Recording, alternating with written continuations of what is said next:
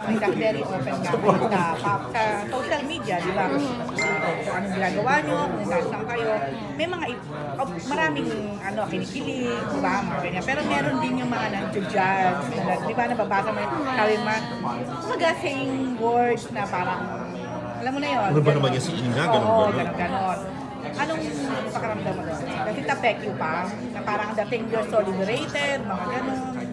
It used to affect me nung medyo bago-bago palang ata kami. But now, parang, kahit naman anong gawin namin, people will hate. There will be people who will like what we're doing. There will be people who will accept us. There will be people who won't. So, parang what's the point of As long as you're happy. As long as we're happy. Wala naman kaming nasasaktan. At saka mukha ka lang kasing 16 pero... Pero, Ilan taon ka na ba talaga yun? 27. Oh, di ba? magic! Bagets Diyos ko, pwede ka naman mag-Diyosawa. Huwag muna, trabaho muna. Ipon muna. How long na kayo ni Jake, girl?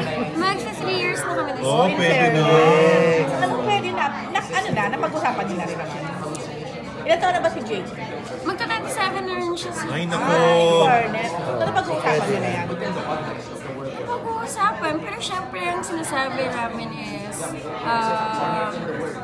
magtrabaho muna tayo, let's make ipon, let's just go with the flow, and we'll cross that bridge when we get there. Diba? Kasi, Paano may ring age para sa'yo?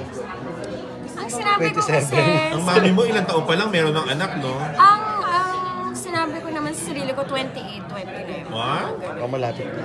Ang hirap kasi pag 30 rin. Nakita mo na girl si Jake na magiging alam mo. Husband. Siya na.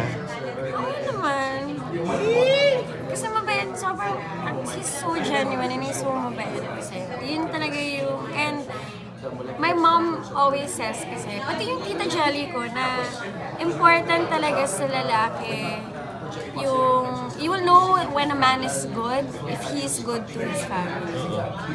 Yun talaga yung like, sa lahat talaga, basta mabait, magalang, and sobrang close siya sa family niya, then you're good. Yun talaga yung pinaka